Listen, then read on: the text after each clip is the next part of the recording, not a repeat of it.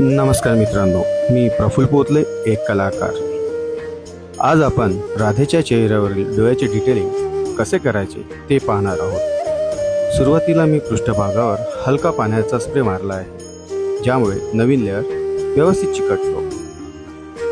डोळ्याची रचना करताना योग्य मोजमाप आणि समतोल खूप महत्त्वाचा असतो।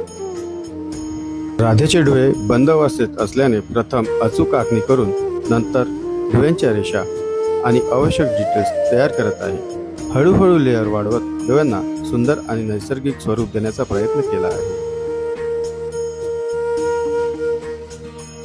मित्रांनो, व्हिडिओ आवडला तर लाईक करा, फॉलो करा आणि शेअर करायला विसरू नका। धन्यवाद।